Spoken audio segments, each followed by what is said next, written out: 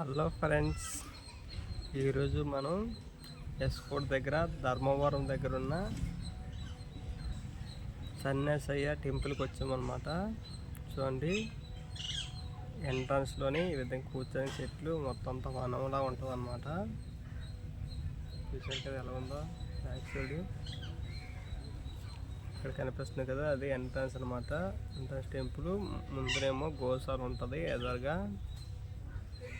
చూడండి, అంతా చాలా బ్యూటిఫుల్గా. పక్కన ఎక్కడ చూసినా కూడా పంట పొలాలు ఉన్నాయన్నమాట. ఇక్కడ సన్యాసి టెంపుల్ దగ్గర పురాణాల ప్రకారం ఇక్కడ ఒకప్పుడు ముసిల్లోవా అనే వనం ఉండేదన్నమాట. ఈ వనంలోని ఇక్కడ ప్రజలు అనేవి నివసించేవారు అనమాట. అనుకోకుండా కొన్ని రోజుల తర్వాత ఈ వనంలోని ఒక శక్తి అనేది రావడం జరుగుతుంది అనమాట. ఈ శక్తి ఏమో అక్కడ ఉన్న ఆ పిల్లల్ని వాళ్ళతో ఆడుతున్నట్టు పిల్లల్ని ఒక పిల్లల్ని రోజుకి మాయించేస్తుండేది అనమాట.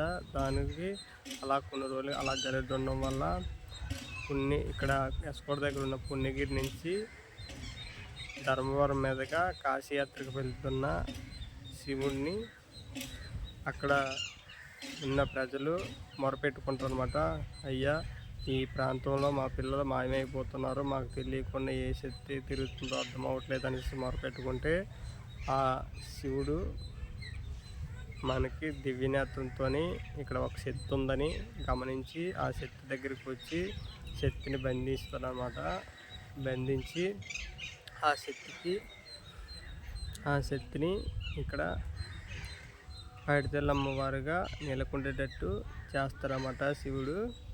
అక్కడి నుంచి ఆ శక్తిని పైడితల్లి అమ్మగాను, ఇక్కడ శివుడిని సన్యాసయ్యగాను కొలుస్తారన్నమాట. అప్పటి నుంచి ఇక్కడ ఏంటంటే పశువులకి బాగా ఫేమస్ అన్నమాట. ఎక్కడ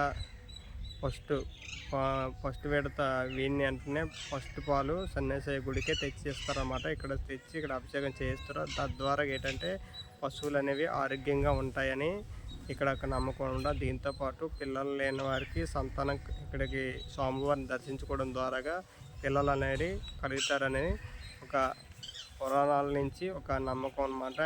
తద్వారా ప్రతి సోమవారం కూడా ఇక్కడ పెద్ద సందడిగా ఉంటుంది అనమాట. ఇవన్నీ చూడండి, కూర్చోడానికి చైర్లు ఇవన్నీ ఇలాగే విధంగా అమర్చారు. చూసారు కదా, వాతావరణం చూడడానికి చాలా ప్రశాంతంగా ఉంటుంది. ఎంతో దూరం నుంచి వచ్చినప్పుడు కూడా ఇక్కడ చాలా ప్రశాంతమైన వాతావరణం అనమాట. చూడండి, కూర్చోడానికి చైర్స్ చుట్టూ ఒక వనంలాగా ఉంటుంది అన్నమాట. దీనికి పక్కనే ఎదురుగానే ఒక కోనేరు కూడా ఉంది. ఇక్కడ మనకు బ్యాక్ సైడ్ కనిపిస్తుంది కదా, లైటింగ్ వల్ల సరిగ్గా కనిపించట్లేదు. ఒక పెద్ద కోనేరు అనమాట. చూద్దాం కోనేరు ఏ విధంగా ఉందనేది. ఇది ఇక్కడ మా బుల్లి కూడా వచ్చాను నాతో గట్టుగా. మా బుల్లి గడికి ఇక్కడ గుండె తీయద్దామని తీసుకొచ్చాను అనమాట. చూడండి, అవి చెప్పిందండి.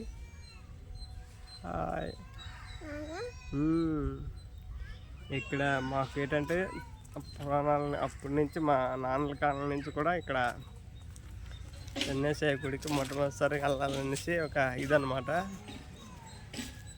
చూద్దాం ఇక్కడ కోనేరు ఏ విధంగా ఉంటుంది అనేది. చూడండి, ఎంట్రన్స్లోనే గోశాల ఉందన్నమాట. గోశాల నుంచి లోపలికి వెళ్తే లోపలికి టెంపుల్ అనమాట. టెంపుల్కి ఆపోజిట్లోనే మాకు ఇక్కడ కోనేరు అనేది ఉంది. చూద్దాం కోనేరు ఏ విధంగా ఉంది అనేది.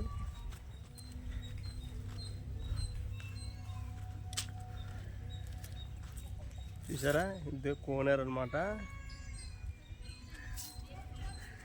చూడండి అక్కడ ఏ విధంగా స్నానాలు చేస్తున్నారో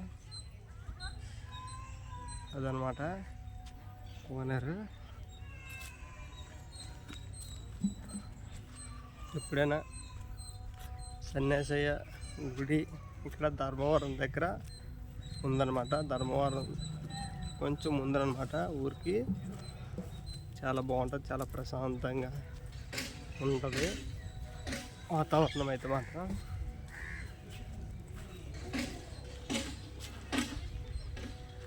ఇదే టెంపుల్ అనమాట.